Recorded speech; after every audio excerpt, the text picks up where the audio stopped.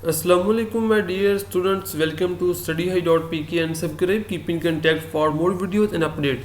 Pakistan medical commission ने NMDCAT का date, syllabus, rules and regulation ये तमाम चीज़ें अनाउंस कर दी हैं। इस वीडियो में हम बात करेंगे रूल्स एंड रेगुलेशन की, जिनमें चंद बहुत ही न्यू हैं। जैसे कि अगर आप चाहते हैं, अगर आप प्रिपेयर नहीं हैं, एक ख़ास डेट को आपका MDCAT था, आप उसके लिए प्रिपेयर नहीं हैं, तो आप अपनी डेट को भी आगे कर सकते हैं।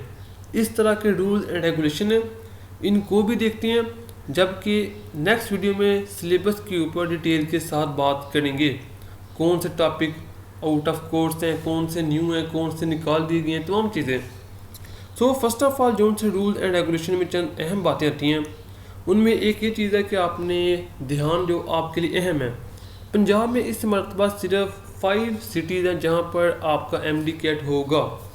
पहले होता था 13, जबकि सिंध KPK 3, बलूचिस्तान और AGK में सिर्फ एक सेंटर है ये चीज़। और जो 16 ईयर से कम है वो MDCAT में अपेयर नहीं हो सकते, कम से कम आपको 16 साल का होना चाहिए।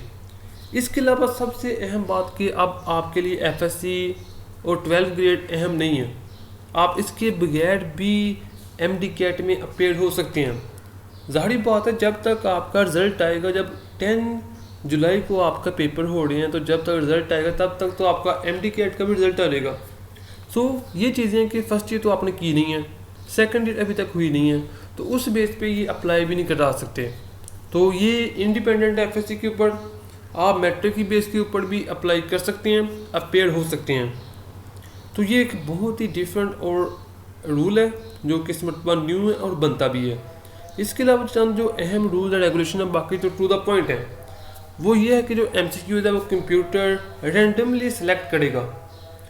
अगर आपकी लक अच्छी हुई तो आपके लिए आसान MCQS, यानी डिफ़िकल्ट में से भी चंद ऐसे होते हैं जो कि कोई भी हल नहीं कर सकता। तो चंद लक भी मैटर करेगी, चंद आपका एक्सपीरियंस, आपका कॉन्फिडेंस, ये तमाम चीज़ें। सो अब आपका MCQ पेपर कंप्यूटर ऑटोमेटिकली आपके सामने पेश करेगा, ना कि कोई फिक्स होगा। और इसके अलावा चंद जो अहम बातें हैं जो कि मैंने हाईलाइट की हुई हैं, जो स्टूडेंट हैं उनको ईमेल के through, mobile phone, PMC student online, इन तमाम चीज़ों के मतलब आपको इन्फॉर्म किया जाएगा। और ये है वो बहुत ही अहम बात कि जो उनसे रजिस्टर्ड पर्सन है वो अपनी डेट ऑफ एग्ज़ाम को रीशेड्यूल कर सकते हैं एक मरतबा। अगर वो चाहते हैं कि मज़ीद उसको रीशेड्यूल करें तो पैसा लगेगा, पैसा।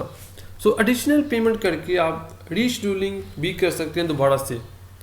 तो अगर आपकी तैयारी अच्छी नहीं है लेकिन इसी साल करनी है, अगले साल की रीशेड्यूल नहीं करना कि मुझे कम अज़ कम 30 साल का तो वक्त दिया जाए। सो इस तरह की रीशेड्यूलिंग नहीं, चंद फिक्स डेट के अंदर ही आपने इसको रीशेड्यूल कर सकते हैं।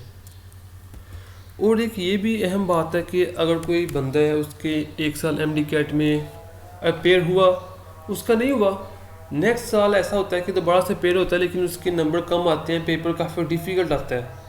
लास्ट ईयर उसके नंबर ज़्यादा थे, इस मरतबा उससे भी कम है, लेकिन उसे उम्मीद है कि लास्ट ईयर की बेस पे उसका हो सकता है। और इस मरतबा पेपर थोड़ा डिफ़िकल्ट था, MCQ ये वो, तो इस तरह से वो लास्ट ईयर का भी यूज़ कर सकता है। तो अगर आपने 2021 में MDCAT दिया तो आपका जो है वो 15 सितंबर 2023 तक आप उसके ज़रिए अप्लाई कर सकते हैं। ये भी एक न्यू रूल है जो कि पहले इतना वैलिड नहीं था, अब ये भी टोटली वैलिड है क्योंकि PMC ने अनाउंस कर दिया। सो ये थे चंद major points from the rules and regulations जो कि मैंने आपके सामने रख दिए हैं। बाकी यही है कि उनके कुछ बोर्ड हैं, ये करेंगे वो करेंगे, इस डेट को अनाउंस किया जाएगा 1 अगस्त से 14 अगस्त तक, 15 दिन पहले आपको इन्फॉर्म किया जाएगा, इस तरह के। लेकिन ये चंद मेजर पॉइंट जो कि मैंने हाईलाइट करके आपको बता दिए हैं। नेक्स्ट वीडियो में हम बात करेंगे सिलेबस के ऊपर, कौन से टॉपिक एक्सक्लूडेड हैं, कौन से नहीं है, आपने कैसे पढ़ना है, तमाम चीज़ें। So like, subscribe to keep in contact for more videos. Thank you, अल्लाह हाफिज़।